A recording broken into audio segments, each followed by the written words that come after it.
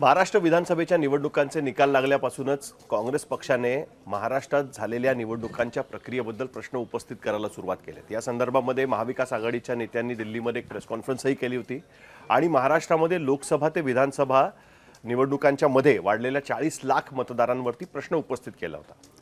पहिल्यांदा असं झालंय की विरोधी पक्षांकडनं ईव्हीएमच्या ऐवजी मतदार याद्यांमध्ये कसा घोळ केला जातोय या संदर्भात प्रश्न उपस्थिथ केले जात आहेत। आणि यावेळेस तर राहुल गांधी यांनी एक प्रेस कॉन्फरन्स घेतली आणि त्या प्रेस कॉन्फरन्समध्ये कर्नाटकमधल्या बेंगळुरू मध्य या लोकसभा मतदारसंघामध्ये की जिकडे भारतीय जनता पार्टीचे उमेदवार 2024च्या निवडणुकीमध्ये जिंकले त्या लोकसभा मतदारसंघामधल्या 5 विधानसभा क्षेत्रांमध्ये मतदारसंघांमध्ये कसं काँग्रेस पुढे होती आणि फक्त एका विधानसभा मतदारसंघामध्ये भारतीय जनता पार्टीला 1,14,000 मतांचा लीड मिळाला आणि त्या बळावरती ती सीट जवळपास 32,000 मतांनी भारतीय जनता पार्टीने जिंकली। आणि त्यानंतर त्यांनी असा दावा केला की 1 लाखाच्या घरात जवळपास मतदार त्या मतदारसंघामधले त्या महादेवपुरा विधानसभा क्षेत्रामधले की जिथे भारतीय जनता पार्टी लीडला होती तिथे जवळपास 1 लाख मतदार हे बोगस मतदार होते। अशा पद्धतीचा एक खुलासा म्हणूया आपण त्याला किंवा क्लेम हा राहुल गांधी यांच्याकडनं करण्यात आला। त्याच्यामध्ये त्यांनी वेगवेगळे टप्पे पण ठेवलेले आहेत। त्यांचं असं म्हणणं आहे की याच्यामध्ये एकाच पत्त्यावरती अनेक मतदार रजिस्टर आहेत, काही जण पूर्णपणे डुप्लिकेट मतदार आहेत, काही मतदार हे एकच मतदार हा वेगवेगळ्या बूथवरती वेगवेगळ्या शहरांमध्ये सुद्धा रजिस्टर्ड आहे। जे फर्स्ट टाइम वोटर्स आहेत त्याच्यामध्ये सुद्धा वृद्ध आणि जुने मतदार जे आहेत ते त्याच्यामधनं रजिस्टर झालेले आहेत आणि तेही 2-2 ठिकाणी रजिस्टर झालेत।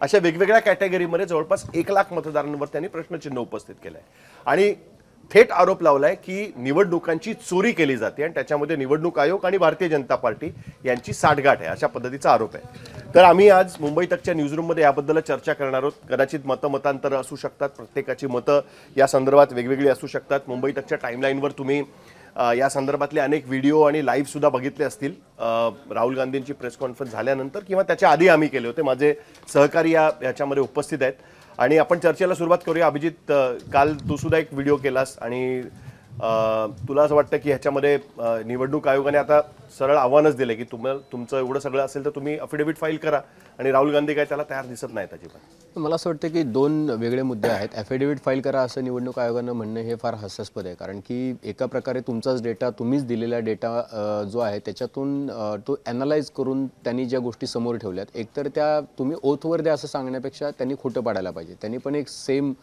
जसं फॅक्ट चेक करतात तर राहुल गांधींचं फॅक्ट चेक इलेक्शन कमिशननी करायला पाहिजे, कारण ते एरवी फॅक्ट चेक खूप करत असतात इलेक्शन कमिशन, की कसं तुम्ही इन्फॉर्मेशन टाकले की हे चुकीचं आहे असं म्हणणार आहे। त्यामुळे तुम्ही अशा पद्धतीनं विरोधी पक्षनेत्यानं, देशाच्या विरोधी पक्षनेत्यानं एखादी बाब मांडली आणि तुम्ही म्हणताय की हे ओथवर द्या, तर ओथवर म्हणजे तुम्ही आत्तापर्यंत म्हणजे GVL नरसिंहरावनी पुस्तक लिहिलं होतं की इलेक्शन वोटिंग मशीन हा फ्रॉड आहे म्हणून, ते भाजपचे होते, त्यांच्याकडून काय ओथवर लिहून घेतलं होतं। असं काही पब्लिक डोमेनमध्ये ज्या गोष्टी येत आहेत त्या खोट्या पाडणे हे इलेक्शन कमिशनचं काम आहे। जर ते फ्रॉड असेल राहुल गांधी, तर राहुल गांधी फ्रॉड आहेत असं म्हणण्याची हिंमत इलेक्शन कमिशननं समोर येऊन प्रेस कॉन्फरन्स। पण आज इलेक्शन कमिशन म्हणाले ना की ते नंतर मग ते स्टेटमेंट बदलतात, त्यापेक्षा त्यांनी अफिडेव्हिटवर द्यावं म्हणून असं त्यांचं म्हणणं आहे। माझं म्हणणं असं की जर त्यांनी स्टेटमेंट बदललं तर ते पण पब्लिक डोमेनमध्ये असेल, ते पण तर लोक दाखवतातच ना की टीव्हीवरती देशासमोर आले। नाही अभिजित, पण ह्याच्यामध्ये 2 मुद्दे आहेत ना, की एक मुद्दा काय आहे की नावं चुकीची रजिस्टर झाली आहेत का, तो मुद्दा वेगळा, आणि एक मुद्दा असा आहे की निवडणुकीची चोरी झाली आहे का। काँग्रेसचा आरोप असा आहे की मतदारांची संख्या वाढवून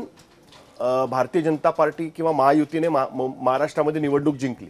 या 2 गोष्टींची सांगड कशी घालायची ना, कारण एका बाजूला तुम्ही म्हणता की मतदार ऍड झालेत आणि दुसऱ्या बाजूला मग तुम्ही SIR ला पण विरोध करता की ज्याच्यातनं तुम्ही जे डुप्लिकेट मतदार आहेत 2-2 ठिकाणी ज्यांचं रजिस्ट्रेशन आहे त्यांना क्लिनिंगचं काम चाललंय। SIRचा मुद्दा मी आता चर्चेत यासाठी घेत नाही, कारण की बघा इंटेन्सिव्ह ज्यावेळेला सर्वे चालू असतो त्यावेळेला तो किती काळ आधी करायचा, त्याच्यासाठी तुम्ही व्हॅलिड कागदपत्र कुठली पकडताय, तुम्ही इतका कमी वेळ असताना तो कसा करताय, तर या सगळ्याबद्दल लोक आक्षेप घेत आहेत। पण आत्ताच्या घडीला जेव्हा 2 वेगळ्या गोष्टी आहेत, म्हणजे तुम्ही इलेक्शन कमिशननी जसं वोटर जास्त नोंदवले वोटिंगची चोरी झाली, माझं म्हणणं नाही की वोटिंगची चोरी झाली, I am not saying it, Rahul Gandhi saying it, पण माझं म्हणणं असं आहे की ही इलेक्शनची प्रोसेस जी आहे ती प्रोसेस बिनचूक नाही आहे, की जी लोकशाहीचा पूर्ण कणा ताठ आहे का नाही हे ठरवते ही प्रोसेस. म्हणजे कुणी पण येतं आहे, फॉर्म 6 घेतं आहे, नवमतदार म्हणून नोंदणी करतं आहे, त्याचं वय 70 असतंय, असं तर नाही चालणार ना. पहिल्यांदाच होत आहे का? पण नाही पहिल्यांदा होत नाहीये, नाही पहिल्यांदा होत नाहीये, पण पहिल्यांदा होत नाही म्हणून आता होतंय हे जस्टिफाय होऊ शकत नाही. पहिल्यांदा खरंच होत नाही, म्हणजे आधी पण झालेलं आहे हे काय पहिल्यांदा मतांची चोरी होण्याचा जो प्रकार आहे हा काय पहिल्यांदा थोडीच होतोय. आता आपण बघतो अगदी ग्रामपंचायतच्या इलेक्शनपासून ते लोकसभेच्या इलेक्शनपर्यंत आपण अशा अनेक बातम्या करतो किंवा बातम्या बघत असतो की मेलेल्या माणसाचं नाव मतदार यादीमध्ये आहे किंवा एखादा माणूस मतदान करायला गेला तर त्याला तिथं गेल्यानंतर कळतं की माझं म्हणजे त्याचं मतदान ऑलरेडी झालेलं आहे, त्यामुळे त्याला माझं एकाच ठिकाणी आहे. मला असा संशय होता, पण मी स्वतः काल जाऊन फॅक्ट चेक केलं की माझं एकाच ठिकाणी आहे. तर आणि तुझा विकास त्या श्रीवास्तव सारखा, आदेश श्रीवास्तव गावात नाही ती भीती होती मला कालपर्यंत, पण मी ते काल फॅक्ट चेक केलं माझं. तर मला हे सांगायचं होतं की मतांच्या चोरीचे हे प्रकार खूप आधीपासून पण होते, म्हणजे आधी जे सत्ताधारी होते त्यांच्याही काळामध्ये होते. आणि जसं आपण काल बोलता बोलता त्याच्यावरती बोललोही होतो की यंत्रणा ज्याच्या हातात असते ते त्याचा वापर त्यांच्या पद्धतीनं करत असते आणि तोच वापर इथं होतोय असं राहुल गांधी सांगतात. पण निवडणूक आयोग आणि भाजप एकत्र काम करते असं वाटतंय का? त्याच्यामध्ये लोकशाहीचा आरोप आहे ना त्याच्यामध्ये. लोकशाहीसाठी मतदान आणलेलं आहे ना, तर मग लोकशाहीच्या अनुषंगानं त्या गोष्टीवर जर आक्षेप घेतला गेलाय तर सत्ताधारी पक्षाच्यावर पण हा आक्षेप आहेच ना एक प्रकारे, की त्यांनी चुकीच्या पद्धतीने मतं मिळवलेली आहेत. सत्ताधारी पक्षानं सुद्धा पुढे यायला पाहिजे की जे काय आहे ते होऊन जाऊन देत आणि बीजेपीने त्या प्रेस कॉन्फरन्स घेतली ना त्याच्यावर ते म्हणतात की अरे तुम्ही काय अपयश इलेक्शन कमिशनच्या झाकण्यासाठी राहुल गांधी असं म्हणतात, असं बीजेपी म्हणतात. नाही त्यांचं काँग्रेसचं हे पण म्हणणं आहे ना की तुम्ही निवडणूक आयोगाच्या बाजूने का उभे राहताय? आम्ही तर निवडणूक आयोगाबद्दल बोलतोय. मग एक्झॅक्टली तेच सांगतोय की लोकशाहीचा मुद्दा आहे, तर मग बीजेपीने म्हणावं की जे काही आहे ते होऊन जावं, सगळ्या पक्षांनी एकत्र येऊन विरोधात इलेक्शन कमिशनच्या उभं राहायला पाहिजे. इलेक्शन कमिशन बोलण्याच्या आधी बीजेपीचे लोक पण त्या प्रेस कॉन्फरन्स मध्ये पाहिलं तर मागे त्यांनी मोदी शहाचे फोटो लावले होते, त्यामुळे बीजेपीला वाव आहे तिकडे मध्ये आपली बाजू मांडण्याचा. फोटो लावले म्हणून वाव आहे असं म्हणता येणार नाही ना. ती स्वतंत्र यंत्रणा आहे, केंद्रीय स्वतंत्र यंत्रणा आहे इलेक्शन कमिशन. मागे जर तुम्ही मोदी शहाचे फोटो लावले तर भाजप कशी बोलणारच यायला नको. आणि असा दावा भाजपने सुद्धा केलेला आहे की इलेक्शन कमिशन ही स्वतंत्र यंत्रणा आहे, ती काही कुणी केंद्र सरकार. राहुल गांधींनी आरोप करताना मागे मोदी शहाचे फोटो लावलेत, मग भाजप बोलणार ना त्याच्यामध्ये फक्त त्यांनी इलेक्शन कमिशनच्या त्या 3 आयुक्तांचे फोटो लावले असते तर हा स्कोप आहे बोलायला की भाजप याच्यामध्ये का मध्ये. ठीक आहे, मग भाजपने सांगायला होतं की फोटो लावायला नाही पाहिजे होते म्हणून का लावलेत, ही जर का स्वतंत्र यंत्रणा आहे हा प्रश्न न घेता त्यांचं अपयश झाकण्यासाठी त्यांनी असे मुद्दे काढलेत, हे मला चुकीचं आहे. मला वाटतंय की राहुल गांधीला त्यांनी डिजिटल जे काही प्रूफ्स आहेत ते दिले पाहिजेत आणि दोन्हीकडनं मला असं वाटतं की हातचं राखून का खेळलं जातं. हे फार इंटरेस्टिंग आहे, कारण मी इलेक्शन कमिशन मध्ये विचारलं तर त्यांचं असं म्हणणं आहे की जर डिजिटल यादी दिली कोणाला आणि त्याच्यामध्ये फेरफार करून जर त्यांनी लोकांसमोर ठेवली तर आम्हाला नंतर ते हे सांगणं, म्हणून आम्ही प्रिंटेड यादी देतो जेणेकरून मग कोणी हे नाही सांगू शकत की बाबा हे म्हणजे कोणी त्याच्यामध्ये फेरफार करू शकत नाही. पण अशी सोय आहे ना, मला वाटतं की जे लोक टेक्नॉलॉजी समजतात त्यांच्यासाठी की तुम्ही त्याच्यामध्ये काही चेंज नाही करू शकतात. एडिटिंगचा ऑप्शन असतो, एडिटिंग नाही ठेवायचा हा पण ऑप्शन असतो, डिजिटली अवेलेबल करून द्यायला काय हरकत आहे त्याच्यामध्ये. त्याच्यामुळे पीडीएफ फाईल्स ना अल्टिमेटली. बघा हे कसं की मला तर असं वाटतं की विजय हा विजय असतो, तो 1 रननी असतो किंवा 100 रननी असतो, तो विजय हा विजय असतो. त्यामुळे या सगळ्या आता चर्चा ज्या चालल्या त्याच्याने एक परसेप्शन तयार होते की काँग्रेस आता रडीचा डाव खेळते का, कारण की ते परसेप्शन तयार करण्यात आणि भाजप आणि त्यांची यंत्रणा सक्षम आहे आणि ते व्यवस्थित पद्धतीने तयार करणार. त्यामुळे कुठले मुद्दे आता लोकांसमोर घेऊन जायचं हे याचा काँग्रेसने खऱ्या अर्थाने विचार केला पाहिजे. निवडणुकांच्या ज्या मतदार याद्या आहेत यापूर्वी पण याच्यावरती चर्चा झाल्या होत्या की याच्यामध्ये घोळ आहेत किंवा नाही आहेत, याच्यावरती आत्तापर्यंत EVM वरती या सगळ्याबाबत चर्चा झाल्या होत्या. पण याच्या व्यतिरिक्त या मुद्द्यांना धरून तुम्ही दुसरे कुठले जनतेच्यासाठीचे कोणते मुद्दे पुढे नेतात याचा काँग्रेसने विचार केला तर त्याला भविष्यात जास्त फायदा होईल असं मला वाटतं. जनतेचाच मुद्दा आहे असं नाही का वाटत आहे तुला? मतदान हे जनतेसाठीच असतं ना. तुमच्यामधनं तुम्हाला सगळं व्यवस्थित असलं पाहिजे. म्हणजे आधार कार्ड नसेल किंवा तुमच्याकडे व्यवस्थित प्रूफ नसेल तुम्हाला बाहेर पाठवलं जातं ना बूथच्या, म्हणजे ते जनतेसाठी आहे असं सांगूनच पाठवलं जातं ना. मग या सगळ्या गोष्टी करत असताना तुम्ही चेकिंग जर का वोटिंगच्या टायमाला इतक्या खडतर पद्धतीने करत असाल, तिथे तुम्ही फोन पण घेऊन नाही जाऊ शकत असे नियम टाकू शकत असाल तर मग ह्या गोष्टी होतात कशा काय, या चुका होतात कशा काय? आणि जर का चुकलंच नाहीये तर ते कबूल करा की ते चुकलं नाहीये, तुम्ही सांगा. आणि मला असं वाटतं की राहुल गांधींनी पण जर त्यांना वाटतं की त्यांच्या सगळ्या गोष्टी बरोबर आहेत तर त्यांनी लिखित स्वरूपात द्यायला काय हरकत आहे? मला असं वाटतं की सगळेच जण आपला हातचं राखून सेफ गेम खेळण्याच्या प्रयत्नात आहेत. आज आपण चर्चेमध्ये सुद्धा बोललोय, मला असं वाटतं की आता लोकांनी हा मुद्दा पुढे घेतला पाहिजे, चळवळीच्या माध्यमातून म्हणा किंवा मग वैयक्तिक पद्धतीने म्हणा. याच्यामध्ये तो मुद्दा नाहीये. मुद्दा असा आहे की या माध्यमातून निवडणूक चोरली जाते का, मुद्दा तिकडे जाऊन अडकतोय की कारण आरोप याच्यामध्ये, कारण एकच मतदार 4 ठिकाणी हे तर अनेक वेळा घडलेलं आहे की माणूस म्हणजे आता तो त्या आदित्य श्रीवास्तवचं उदाहरण दिलं त्यांनी त्याच्यामध्ये, जो बँगलोरमध्ये पण रजिस्टर होता, लखनौमध्ये पण होता, वाराणसीमध्ये पण होता आणि आपल्याकडे मुंबईत सुद्धा जोगेश्वरीला रजिस्टर होता. तर आता तूच त्या बाळा नरांशी बोलला, जे शिवसेना युबीटीचे आमदार आहेत तिकडचे, त्यांनी असं सांगितलं की हा इथे राहत होता या ॲड्रेसवरती, पण तो 7 वर्षापूर्वी राहत होता, आता तिकडे तो राहत नाही. सो असं बऱ्याच त्याच्यासाठीच तर नाही पण ते येतात आपल्याकडनंच. म्हणजे इंडिया टुडेने जे बंगळुरूमध्ये फॅक्ट चेक केलेलं आहे त्याच्यामध्ये त्या रेड्डी म्हणून तो ओनर आहे, त्याने सांगितलेलं आहे की इकडचा ऍड्रेस देऊन लोक वोटिंग कार्ड बनवतात आणि त्याच्यानंतर बाहेर निघून जातात, त्यांचं एग्रीमेंट संपलं की. पण वोटिंगच्या वेळेला ते परत येतात तिकडे, त्यामुळे हे आर्ग्युमेंट नाही असू शकत की आता तो माणूस पण तिथे हे तर राहत नाही. मुंबईत वर्षोनवर्ष सुरू आहे.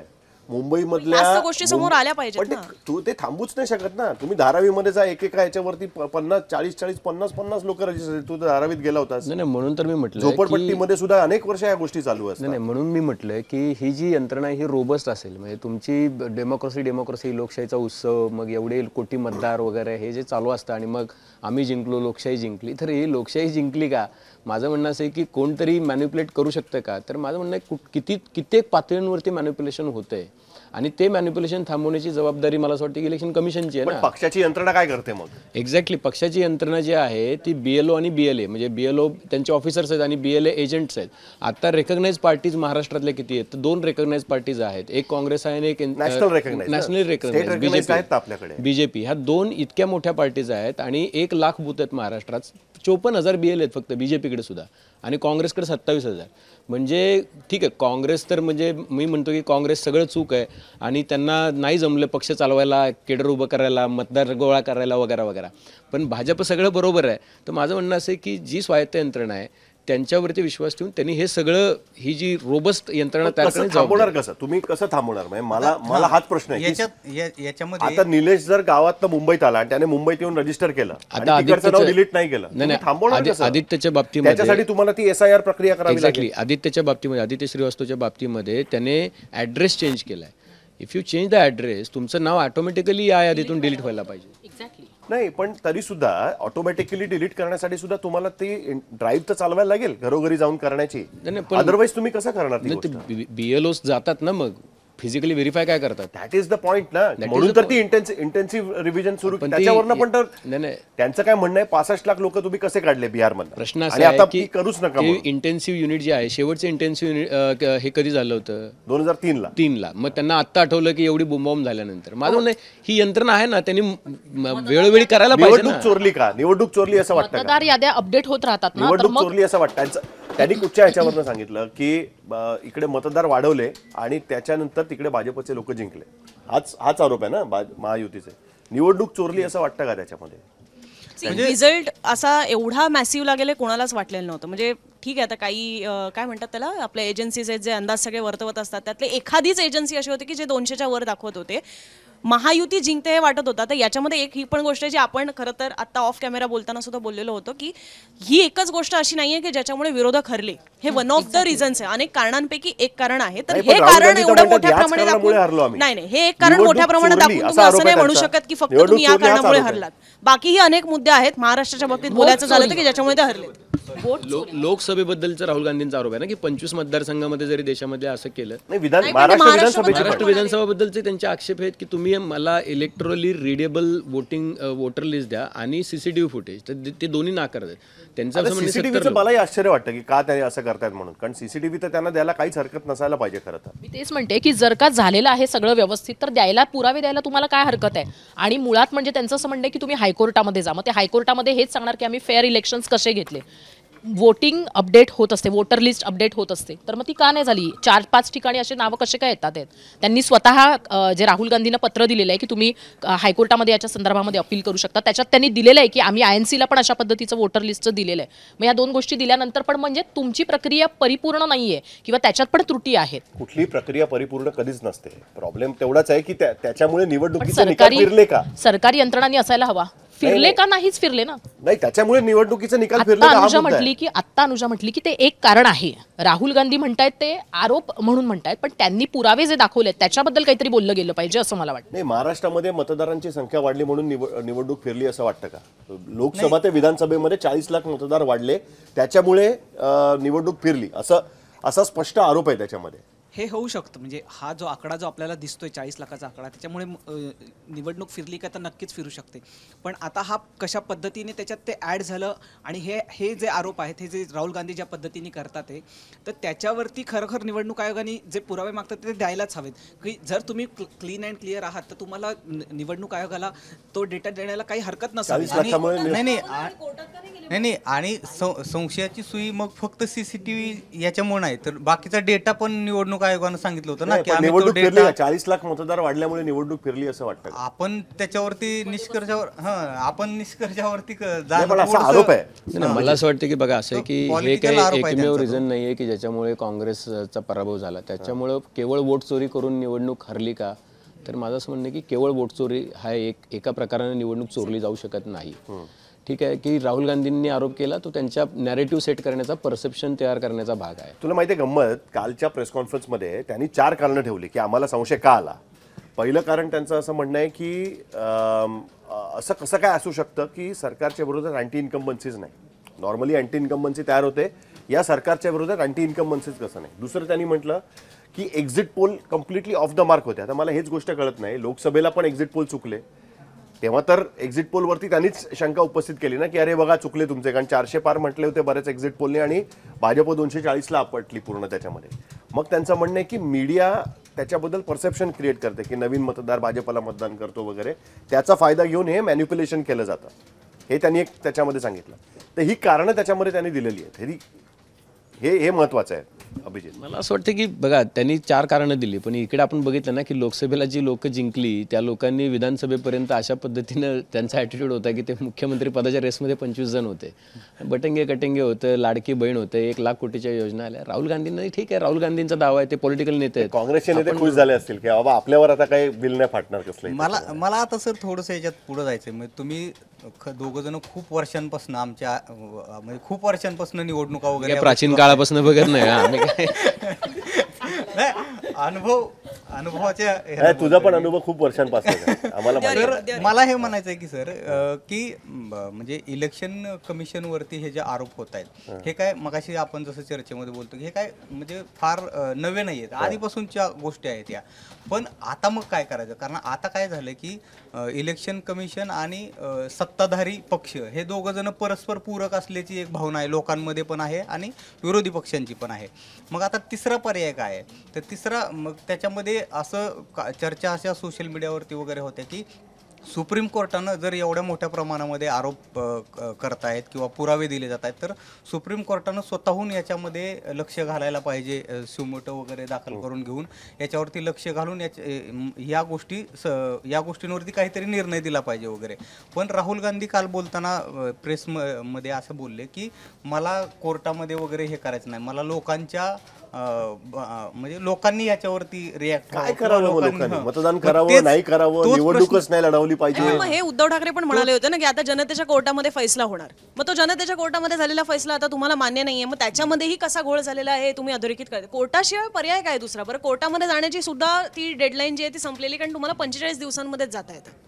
मग तोच प्रश्न आहे की मग आता हे सगळे Confusion आहे काय? नंतर काय करायचं. मला तरी त्याच्यामध्ये नाही असं आहे की सगळ्यांना ज्यांना जी लोक आता साहिल सरांना पण माहिती आहे, सर्वांना माहिती आहे की खूप वर्षापासून काम करतात लोक, हे बघतायत सगळी यंत्रणा. ज्या वेळेला कोर्ट विचारतं की तुम्ही चीनची जमीन तुम्ही ताब्यात घेतलेली बघितली आहे का, असा प्रश्न कोर्ट विचारतं आणि ते म्हणतं की तुम्हाला सर्टिफिकेट द्यायला लागतं की तुम्ही देशद्रोही आहात का देशप्रेमी आहात.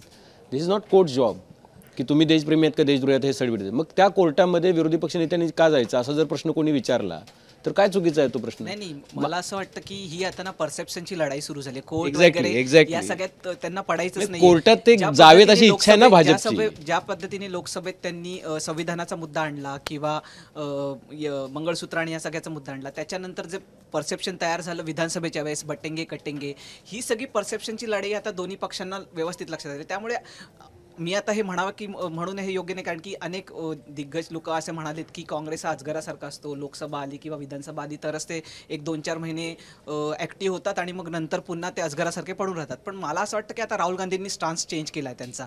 त्यांना कळलं की जर आपल्याला पुढच्या निवडणुका आणि ह्या सगळ्या आता तर तसे बिहारची इलेक्शन जवळपास येतच आहे, पण त्याच्या व्यतिरिक्त इतर आत्ता या स्थानिक स्वराज्य संस्थेच्या निवडणुका असतील, याच्यामध्ये जर आपल्याला काही परसेप्शन्स घेऊन जायची असतील, लोकांमध्ये जर थोडासा काही भाजपबद्दल संभ्रम निर्माण करायचा असेल तर ही एक वेगळी खेळी असू शकते आणि त्याच्यासाठी हा सगळा पण ह्याचा जर उलटा इम्पॅक्ट झाला तर उद्या लोक म्हणाले की आता ईव्हीएम बद्दल शंका उपस्थित केली जात होती, तर उद्या म्हणतील अरे ईव्हीएम जर मॅनेज असेल तर आपण जाऊन कोणालाही मतदान केलं तरी जर हेच जिंकणार असेल तर कशाला मतदानाला जायचं, असा पण त्याचा इम्पॅक्ट होऊ शकतो. असे असाच मुद्दा काढून सुद्धा लोकसभेमधला निकाल बघितलाच ना आपण काय लागला. ह्या परसेप्शनने लोकांचं मत कसं बदलणार आहे मला हे पण सांग. म्हणजे जेव्हा वोटरने ठरवलेलं की मला भाजपलाच मतदान करायचं आहे तो ह्यामुळे कसा काय डायव्हर्ट होऊ शकतो. जो मतदार काय म्हणतात काठावरचा मतदार असतो त्याच्यासाठी हे परसेप्शन महत्त्वाचं ठरू शकतं ना, की जो काठावरचा मतदार आहे, जो बीजेपीला मतदान करावं की काँग्रेसला मतदान करावं या विचारसरणीचा असेल तर त्याला असं वाटेल की ज्या पद्धतीने भाजप काहीतरी चुकीचं परसेप्शन तयार करून लोकांमध्ये त्यांच्यासाठी आणतं. हिंदुत्व महत्वाचं आहे. हो बरोबर ते आहे. हिंदुत्वासमोर या सगळ्या गोष्टी कॉम्प्रोमाइज करतील तुला वाटतं. अनेक छोट्या छोट्या गोष्टी असतात हिंदुत्व आहे, निवडणुकांमध्ये. विकास आहे, असे सगळे मुद्दे भाजप समोर ठेवत असतात. हे भाजप- फ्रॉड होत असतात, त्यांना भाजप- काहीच फरक पडत नाही. तू भाजपचे समर्थक बघ ट्विटरवर भाजप अत्यंत छोट्या छोट्या गोष्टीमध्ये त्यांचे पॉकेट शोधत असतं, त्यांचे मतदार शोधत असतं. त्यामुळे त्या छोट्या छोट्या पॉकेट्सना पण हिट करणं हे आता काँग्रेसनी जर भाजप इलेक्शन कमिशन कंट्रोल करते हे आरोप या आधी सुद्धा झालेले हे आहेत. असे त्यांनी काय आरोप फरक हे पडला? असे आरोप तर या आरोपांनी काँग्रेसवर किती फरक पण पडतो. हे असे आरोप तर काँग्रेसवरही झाले होते. कुठल्याही सरकार असलं की त्याच्यावरती आरोप होतात की ते सीबीआय, ईडी, त्याच्यानंतर निवडणूक कमिशन, इलेक्शन कमिशन या सगळ्यांना कंट्रोल करते. हे आरोप होणारच आहेत तुमच्यावरती. म्हणून म्हटलं की परसेप्शनची लढाई आणि परसेप्शनच्या लढाईमध्ये जो एक पाऊल पुढे जाणार आहे तो पुढची निवडणूक जिंकेल किंवा त्या पद्धतीने रणनीती आखली जाते असं मला वाटतंय. राहुल गांधी परसेप्शनची लढाई लढत आहेत. ह्या परसेप्शनने वोटर कसा डायव्हर्ट होईल मला हे सांग. नाही हा असं आहे की परसेप्शन हळूहळू बिल्ड होतं. त्या कोळसा घोटाळा झाला होता का, नोशनल होता. 2G घोटाळा झाला का, नोशनल होता. असं झालं असतं तर आत्या बैला मिशा असत्या तर असं येते. तर ते 2Gनी कोळशानी केलं ना काम या देशामध्ये. अण्णा जाऊन बसले ना तिथे, रामदेव बाबांनी मारल्या ना उड्या त्या स्टेजवरून, झालं ना. म्हणजे माझं म्हणणं असं की आत्तापासून सुरू होईल त्यावेळेला. आणि पहा असं आहे की एकच मत कायम राहत नाही येतं ना की माझा पैसा मी टॅक्स मध्ये भरलेला पैसा कुठेतरी वाया चाललाय किंवा तो म्हणूनच कोणाच्या चोरी तरी खिशात म्हटलंय. चाललाय. म्हणूनच चोरी इथे मी म्हटलंय. मतदान करते हे मला ते व्हीव्हीपॅट वर दिसतं की मी या मतदान केलेलं आहे. सपोज भाजप असेल, भाजपला मतदान केलेलं आहे, तर याच्यात माझं कशाला मत बदलेल की मी आज भाजपला नाही आता मी दुसऱ्याला मत. दोन मुद्दे आहेत की जसं रोहित म्हणाला की एकेका पक्षाचे आपापले मतदार, काही मतदारांचं मत फिक्स असतं, ते मेले तरी काँग्रेसला देणार, मेले तरी भाजपला देणार. मधला एक मोठा वर्ग असतो जो स्विंग वोटर आहे. तो आपले मुद्दे, आपले जगण्याचे मुद्दे, आपला करंट इश्यूज, आता जसं की पुलवामा व्हायच्या आधी आणि पुलवामा झाल्यानंतर फरक असतो. त्यामुळं इलेक्शन ही अशी ते आपला ECG असतो तसे असते इलेक्शन्स. कायम ती वर खाली होत असते. दानवेंनी सांगितलं होतं आपल्याकडं, मी इलेक्शन चालू केलं, इलेक्शन इथं होती असं त्यांच्या भाषेत, आणि माझ्या डोळ्यात देखत इथं खाली. तर दानवेंसारख्या माणसाचा हा अनुभव आहे. आपण तर मला तरी असं वाटतं याच्यामध्ये की म्हणजे एक मला हे विचारायचं आहे, कारण ह्या सगळ्या गोष्टींची सुरुवात कालच्या तुम्ही मगापासून तुम्ही खूप विचारताय. ऐक ना, प्रेस कॉन्फरन्समध्ये त्यांनी काय सांगितलं, बँगळुरू सेंट्रल ह्याच्यामध्ये एकाच मतदारसंघात भाजप पुढे होते आणि तरी जिंकली. ह्याच्याबद्दल आम्हाला आश्चर्य वाटलं. पण हे तर मालेगावमध्ये पण झालं, धुळ्यामध्ये पण झालं. एक्झॅक्टली माझं म्हणणं असं आहे की तिथली उदाहरणं देऊन इलेक्शन कमिशनने घ्यायला पाहिजे ना. प्रेस इलेक्शन कमिशनकडे कितीतरी उदाहरणं असतील. त्यांच्याकडे राहुल गांधीकडे इलेक्ट्रॉनिकली रिडेबल वोटर लिस्ट नाहीये. इलेक्शन कमिशनकडे तर आहे ना. They can do it within 24 hours. हा, ते ऍक्च्युली आपण सांगतो की इलेक्शन कमिशननेच या सगळ्या गोष्टींमध्ये पुढाकार घेऊन सांगितलं पाहिजे. दोन गोष्टी होतील त्याच्यात. तर एक तर ते स्वायत्त आहेत हेही दाखवता येईल, भाजप किंवा कुठल्याही सत्ताधारी पक्षाच्या अंडर नाही आहेत हे दाखवता येईल, आणि बाकीच्या लोकशाही पद्धतीनं जे काही त्यांना करायचं आहे ते करतायत असं त्यांना सांगता येईल. पण हे मला वाटत नाही की कुणाला करायचं आहे. आणि खरं आहे म्हणजे राहुल गांधींपेक्षा जास्त डेटा तर इलेक्शन कमिशनकडेच आहे ना. त्यामुळे त्यांनी डेटा इलेक्शन कमिशन लपवते का जाणून बुजून काही की त्यांना असं म्हणजे ज्या पद्धतीनं त्यांचा संशय तर आहे, सीसीटीव्हीचे देत नाहीयेत तुम्ही, डिजिटल पुरावे देत नाही आहात तुम्ही, राहुल गांधींना चॅलेंज करताय पण ते केलेल्या आरोपांचं खंडन करायला तुम्ही पुढे येत नाही. तुम्ही म्हणताय हायकोर्टामध्ये जा, मग आम्ही हायकोर्टामध्ये देऊ. म्हणजे केसेसवर तुम्ही अफिडेव्हिट करा. एक्झॅक्टली, म्हणजे तेच पण ते हायकोर्टामध्ये सत्तेवर घेऊन यासाठी जायचंय आहे, ना. कारण की आता आपण पाहिलं जेव्हा प्रकाश आंबेडकरांनी याचिका केलेली होती त्याच्यामध्ये कोर्टाने त्या निकालात सरळ म्हटलेलं आहे की आम्ही मीडिया रिपोर्ट्स हे आधार धरू शकत नाही. त्यामुळे तुम्ही मीडियावर जाऊन काय बोलता, तुम्ही मीडियामध्ये कोणी काय बोललेलं आहे हे जर आमच्या समोर आणून ठेवत असाल, त्याला कोरॅबोरेटिव्ह एव्हिडन्स नसेल तर ते आम्ही मान्य करणार नाही. यासाठी या सगळ्या गोष्टी शपथेवर हव्यात, ना की एका प्रेस कॉन्फरन्स. त्यांचं म्हणणं आहे की जे मतदारांच्या बद्दलचा आक्षेप आहे तुमचा ते तुम्ही शपथेवर द्या, आम्ही त्यांचं व्हेरिफिकेशन करू, आणि त्याच्यानंतर हायकोर्टामध्ये जाऊन तुम्हाला या ज्या तक्रारी करायच्या आहेत, इलेक्शनचा रिझल्ट आणि इलेक्शन कंडक्शन हे जे जसं झालेलं आहे त्याच्याबद्दल तुम्ही हायकोर्टात जा, अशा दोन गोष्टी त्याच्यात स्पेसिफिक म्हटलेल्या आहेत. असं आहे ना की ईव्हीएमच्या बाबतीत पण असे जेव्हा आरोप झाले होते तेव्हा निवडणूक आयुक्तांनी सांगितलं होतं की आम्ही टेम्परिंग बाबत पण प्रत्येकाला ज्याला कोणाला डाऊट असेल तर त्यांनी यावं आणि कसं टेम्पर होतं हे दाखवावं. तर त्यावेळेस मला असं वाटतं कुठल्याही पक्ष पुढे आलेला नव्हता, त्यांनी हे दाखवलेलं नव्हतं. आता EVM विसरले लोक हां, आणि अशा त्याच्यावर आरोप पद्धतीचे नाही जर करत सतत आहे. आरोप होत राहिले तर निवडणूक आयोगाला तेवढंच काम नाहीये ना की आरोप होतात आणि आम्ही त्याच्यावर तर पत्रकार परिषदा घ्यावा किंवा आम्ही त्याच्यावरती एक्सप्लेनेशन देत राहावं. तुम्हाला जर प्रॉब्लेम आहे तर तुम्ही एक चॅनल आहे त्याच्या माध्यमातून तुम्ही जा, तुम्ही कोर्टात जा, कोर्टातनं जे काय असतील आदेश असतील ते आम्हाला मिळाल्यानंतर आम्ही करत राहू. कारण की निवडणूक आयोगाला इतकी आपल्या देशात कुठे ना कुठे निवडणुका होत असतात, त्याची इतकी भरपूर सारी कामं सुरू असतात, तर त्याच्यामध्ये जर हे सगळ्या गोष्टी करायच्या आहेत तर मग तुम्ही त्या चॅनलनी जायला हवं. तुम्ही इलेक्शन जर कमिशनचं आरोप करत कामच आहे ना राहिला- इलेक्शन घेणं आणि त्या म्हणून म्हटलं प्रक्रियेवरच मी- प्रश्नचिन्ह म्हणून म्हटलं उत्पन्न राहुल केलंय. गांधींना मला असं वाटतं टेक्निकल मुद्द्यात जायचंच नाही. की राहुल तुमच्या- गांधींना परसेप्शनची लढाई लढायची आणि ते त्याच्यात मला असं वाटतं ते सिद्ध होतात आहे. म्हणजे ते सिद्ध करण्याचा प्रयत्न त्यांना करतात आहे. पण ही कारण ते सतत perceptionची सांगतात, लढाई मी तर आज कोर्टात नाही जाणार केलीये. नाही, बरोबर आहे. मी अफिडेव्हिट देणार नाही. नाही, पण ही परसेप्शनची लढाई आजपासून ते नाहीये. फक्त टच अँड काय म्हणतात इंडिया त्याला? आघाडीची जी पहिली बैठक झाली ती शरद पवारांच्या घरी झाली होती आणि तेव्हा सुद्धा त्यांनी इलेक्शन कमिशनचाच मुद्दा काढला होता. ती इंडिया आघाडी म्हणजे लोकसभेच्या निवडणुकीच्या आधी इंडिया आघाडी फॉर्म होत होती तेव्हापासून या सगळ्या गोष्टी आहेत. ती तेव्हा काही घडलं नाही. विधानसभेच्या वेळेस सुद्धा हेच मुद्दे होते, तेव्हा काही घडले नाही. आता फक्त त्यांनी महाराष्ट्राच्या रिझल्टवर प्रश्नचिन्ह उपस्थित केलंय म्हणून ती परसेप्शनची लढाई झाली असं नाही मला वाटत. मला असं वाटतं की त्यांच्याकडे हा मुद्दा आहे, त्यांनी या सगळ्यामध्ये डीप डाऊन जाऊन काही गोष्टी शोधण्याचा प्रयत्न केला, कारण अल्टिमेटली फटका त्यांना बसतोय. आणि ह्या गोष्टी तर खरंच आहे ना की आपण पण अनेक जण ग्राउंडवर गेलो होतो, मी, अनुजा असेल, अभिजित असेल, निलेश असेल. मुळात असं आहे, लोकसभा निवडणुकीच्या वेळेस तर त्यांना हे प्रश्न उपस्थित झाले नाहीत. लोकसभा निवडणुकीपूर्वी त्यांना EVM बद्दल शंका होती. लोकसभेच्या निवडणुकीनंतर काँग्रेसला वाटत होतं की आता तर आपले दिवस आले आणि त्याच्यानंतरच्या विधानसभा निवडणुका ते वाईट पद्धतीने हरले. हरियाणा, महाराष्ट्रामध्ये ते निवडणूक का हरले यातले काही कारणं तर आपल्याला माहिती आहेत. तर त्याची कारणं शोधण्याचा हा प्रयत्न चालू आहे असं मला वाटतं त्याच्यामधनं. दुसरं मला काही त्याच्यात दिसत नाही. हा, आणि म्हणजे कालच्या राहुल गांधींच्या प्रेसमध्ये आपण तांत्रिक बाबी जर बाजूला ठेवल्या तर नैतिकदृष्ट्या ज्या पद्धतीनं मनोबल वाढवण्याचा वगैरे कार्यक्रम आहे तो कार्यक्रम कोणाचं मात्र मनोबल? कार्यकर्त्यांचं म्हणा किंवा सत्ताधाऱ्यांच्या विरोधात असणारा जो गट आहे त्या पण गटाचं. त्यांचे कार्यकर्ते आधीच थंड पडलेत असे आरोप आहेत. त्याच्यात त्यांचं आणखी हरलेल्यांना मोठं काल असं वाटतं. वाटलं असेल ना की आपण जिंकलो होतो, आपण आपल्याला उगाच हरवलंय. पण आता त्यांना असंही वाटू शकतं ना की अरे आपण तर काही करून जिंकणारच नाही, कारण हे असंच चालू राहणार, त्यापेक्षा नाही केलेलं बरं. काँग्रेसची स्ट्रॅटेजी क्लिअर आहे. मला असं वाटतं समाधान नाही दे सकतो तो संभ्रम तयार करू. तू काहीतरी विचारत होतास मगाशी. मी असं म्हटलं की तुम्ही मगापासून विचारताय की चोरली असं वाटतंय का? What do you think? तुम्हाला काय वाटतं की चोरली की नाही चोरली आहे? कारण तुम्ही प्रेस पण बघितली, इलेक्शन पण बघितल्या, पहिल्या दिवशीचे आरोप पण बघितले आणि काल पण बघितले. नाही बघ, ते जे 40 लाखांचं ते सांगतायत ना, आता हे अनेक जण मान्य करत नाहीत, पण 2004 पासून महाराष्ट्रामध्ये लोकसभा आणि विधानसभेच्या निवडणुका या 6 महिन्याच्या डिफरन्सने होत्या. 99 मध्ये एकत्र झाल्या होत्या. सो आत्ताचा जो पॅटर्न आहे की एप्रिल महिन्यामध्ये लोकसभा, ऑक्टोबर महिन्यामध्ये विधानसभा, हा 2004 पासून चालू आहे महाराष्ट्रात. 4 पासून जर आपण बघितलं तर त्या 6 महिन्यामध्ये कधी 34 लाख, कधी 39 लाख, कधी 32 लाख एवढे मतदार ॲड होतातच होतात 6 महिन्यामध्ये. त्याच्यात नवीन पॅटर्न काहीही नाही कुठल्याही पद्धतीने. मला त्याचं आश्चर्य वाटतंय की एवढं 40 लाख की एवढे का डोळे पांढरे झाले. कारण तुम्ही 2014 मध्ये बघा, 2009 मध्ये बघा, 2004 मध्ये बघा, तेव्हाही असेच मतदार मोठ्या प्रमाणात ॲड झालेच होते ना.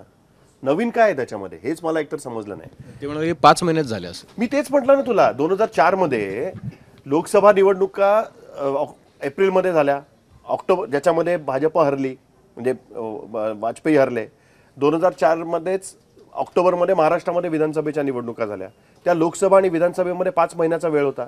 तेव्हा सुद्धा असेच 32-1 लाख मतदार वाढलेले आहेत महाराष्ट्रामध्ये. नाही सर, पण तेव्हा इतक्या लँडस्लाईड विक्ट्री पण नव्हत्या झाल्या ना. 2004 मध्ये महाराष्ट्रामधली विक्ट्री बघ तू, काँग्रेस एनसीपीची. पण आता ही जवळजवळ एक हाती जी सत्ता मिळते अरे महाराष्ट्रात, 2004 मध्ये लोकांना धक्का या गोष्टीचा बसला की एवढं तेलगी प्रकरण पासून सगळ्या गोष्टी काढून पुन्हा सुद्धा. सरकार कसं आलं? बरं, एनसीपी ज्यांच्यावरती सगळ्यात जास्त भ्रष्टाचाराचे आरोप झाले त्यांच्या सगळ्यात हायएस्ट सीट निवडून आल्या त्या तो म्हणतो की विधानसभा 132 एवढं मॅन्डेट कधी कुणाला मिळालं नव्हतं असं तो म्हणतो. हा, म्हणजे वन साइडेड मॅन्डेटचं नाही, पण त्याला एक हे पण कारण आहे ना सर की लोकसभेला जो सगळा नरेटिव्हचा आरोप होतो किंवा संविधान खतरे में हे सगळं त्यांनी जे म्हटलं, ह्याला एक इफेक्टिव्ह काउंटर नरेटिव्ह जो आहे तो भाजप सेट करण्यामध्ये यशस्वी ठरली. आणि त्याला सपोर्टिव्ह मग हे लाडकी बहीण योजना असतील किंवा महाविकास आघाडीमध्ये सगळ्या मुख्यमंत्री पदावरच्याच रस्सीखेच असतील, हे पण तर सगळे मुद्दे आहेत ना की जे लोकांना मला बेसिकली ह्याच्याबद्दल एकच गोष्ट वाटते की जो तू प्रश्न विचारलास, आणि मला हे आता ही चर्चा संपवताना की मतदार याद्या तयार करण्यामध्ये अनेक, म्हणजे ही काय नवीन गडबड नाही आहे, अनेक वर्ष अशाच पद्धतीने डुप्लिकेट मतदार, बोगस मतदार, ज्यांचं कॅडर म्हणजे मी मुंबईत तर बघितलेलं आहे की जे ग्राउंड लेवलवरती काम करणारे पक्ष आहेत त्यांना बरोबर नाही, बूथ कॅप्चरिंग नाही होत मुंबईत. हा, बीड. पण त्यांना हे माहिती असतं की कुठल्या घरामधला मतदार हा मृत आहे, मग त्याचं जाऊन वोटिंग करा, किंवा बऱ्याच ठिकाणी सकाळीच मतदान मोठ्या प्रमाणात होऊन जायचं आणि मग संध्याकाळी मतदानाला गेलेल्या माणसाला कळायचं की अरे आपल्या नावाने, तेव्हा तर फोटो आयडी वाले पण हे नव्हते. सो ह्यातली कुठलीही गोष्ट अशी नाहीये की जी पहिल्यांदा होते. त्याचा स्केल जर वाढला असेल, जर तो एक म्हणजे काय म्हणतात ऑर्गनाइज पद्धतीने एखाद्या पक्षाने केला असेल तर त्याचं इन्व्हेस्टिगेशन करणं आवश्यक आहे. पण त्याच्यामध्ये निवडणूक आयोगाच्या बरोबरच म्हणजे मी ह्याचं उदाहरण अनेकदा देतो की सुभाष देसाईंचं इलेक्शन रद्द झालं होतं विधानसभेतलं, 585 मतांनी ते जिंकले होते. तर त्यावेळेस बोगस वोटर्स त्यांच्या विरोधातल्या उमेदवारांनी पकडले त्यांचे आणि त्याच्यामध्ये ते कोर्टामध्ये गेले आणि कोर्टाने त्यांचं इलेक्शन रद्द केलं होतं. सो या गोष्टी होऊ शकतात. त्यामुळे तुमचा समोरचा पक्ष किती सजग आहे त्याच्यामध्ये, त्या गोष्टी त्याच्यामध्ये बघणं माझ्या मते अत्यंत आवश्यक असणार आहे. पण आता राहुल गांधी हे कशा पद्धतीने पुढे घेऊन जातात हे बघणं माझ्या मते अत्यंत आवश्यक असेल, कारण हे प्रकरण काय आत्ताच संपलेलं नाही आहे. इलेक्शन कमिशन म्हणतंय की ह्या गोष्टींचे आरोप तुम्ही केलेत महाराष्ट्रामध्ये, हरियाणामध्ये, म्हणून आम्ही इंटेन्सिव्ह रिव्हिजन सुरू केलंय आणि ते इंटेन्सिव्ह रिव्हिजन आता पूर्ण देशभरामध्ये आम्ही करणार. तुम्हाला पण असं वाटतं का की परसेप्शनचीच लढाई चालू आहे? मला पण असं वाटतं की ही परसेप्शनची लढाई चालू आहे आणि अनेक सर्वेजमध्ये पण असं दिसतं की इलेक्शन कमिशनच्या परसेप्शन बद्दल कुठेतरी प्रश्नचिन्ह पण विश्वासार्हतेबद्दल पण प्रश्नचिन्ह कुठेतरी उपस्थित झालेलं पण आपल्याला बघायला मिळतं. इलेक्शन कमिशन जे ओथ मागतंय की तुम्ही प्रतिज्ञेवरती द्या, त्यांना मला असं वाटतं की त्या बाबतीमध्ये राहुल गांधी यांनी केलेले आरोप हे, कारण मला आय हॅव माय डाऊट की 1 लाख मतदार खोटे होते हे सिद्ध करणं राहुल गांधींना थोडंसं डिफिकल्ट जाणार आहे त्याच्यामध्ये. म्हणजे आता हे खूप कठीण जाणार आहे आणि हा खूप मोठा आरोप आहे जर तसं असेल तर. त्याच्यामुळे ती गोष्ट शोधून काढणं, त्याच्यासाठी म्हणून त्यांना अफिडेव्हिट पाहिजे. त्याच्यामधली उदाहरणं तुम्हाला दिसतील अशी जी त्यांनी दाखवली, त्यातली अशी अनेक उदाहरणं दिसतील त्याच्यामध्ये. आणि त्याचा क्लीनअप ड्राईव्ह तर इलेक्शन कमिशनला करावंच लागेल. पण हा पॉलिटिकल नेचरचा आरोप त्यांनी लावला, हा काही इलेक्शन कमिशनवरती आरोप नाही आहे. त्यांचं म्हणणं आहे की भाजपला बरोबर घेऊन त्यांनी ह्या गोष्टी केल्या. नुसतं इलेक्शन कमिशनच्या चुका आहेत, काम नीट करत नाहीये, इलेक्शन कमिशनचं कामात लक्ष नाहीये वगैरे असे आरोप असते तर गोष्ट वेगळी. जेव्हा तुम्ही असा आरोप लावता की सत्ताधारी पक्षाच्या बरोबर तुम्ही या गोष्टी करताय एकत्रितपणे जाऊन, त्यावेळेस that becomes a political fight. So that's why election कमिशनला, कारण त्यांनी धमकी पण दिली ना निवडणूक आयोगाच्या लोकांना, राहुल गांधींनी, की आम्ही मला तेच कळत नाही, जर एवढा झोल चालू आहे तर ते सत्तेत कसे येणार. मला फक्त एक छोटीशी गोष्ट ऍड करायची की राहुल गांधींचा जो मोटो होता तो सिद्ध झाला, कारण की अख्खी भाजप आता त्यांच्या त्या आरोपांना कसं चुकीचं आहे किंवा काय गोष्टी ते सगळं ह्याच्यात लागलेत आणि मीडियामध्ये ते जे राहुल गांधींना हवं होतं ते होताना दिसतंय आणि राहुल गांधी ह्या आत्ताच्या लढाईत थोडेसे पुढे असं दिसून येतं. ठीक आहे, आपली चर्चा अशीच चालू राहील खूप वेळ, आपला वेळ पण संपलेला आहे त्याच्यामध्ये. पण इंटरेस्टिंग चर्चा झाली, वेगवेगळे मुद्दे त्याच्यामध्ये निघाले आणि दर आठवड्यामध्ये आम्ही अशाच पद्धतीच्या नवीन नवीन चर्चा घेऊन तुमच्या समोर येणार आहोत. न्यूज रूममध्ये सुद्धा एकाच मुद्द्यावरनं वेगवेगळी मतं असलेले लोक सुद्धा असतात, त्यामुळे प्रत्येकाची वेगवेगळी मतं या चर्चेमध्ये येत असतात. तुमच्या सुद्धा काही कमेंट्स असतील तर त्या सुद्धा तुम्ही कमेंट बॉक्समध्ये टाका. तुम्ही विषय पण सुचवू शकता की पुढच्या आठवड्यात तुम्हाला कुठल्या विषयावरती ही चर्चा बघायला आवडेल, तर ते सुद्धा विषय तुम्ही आम्हाला सुचवू शकता. आणि मुंबई तकचं यूट्यूब चॅनल तुम्ही सबस्क्राईब केलं नसेल तर सबस्क्राईब करा, बेल आयकॉनवर क्लिक केलं तर आमचे अपडेट्स मिळू शकतात. बघत राहा मुंबईत.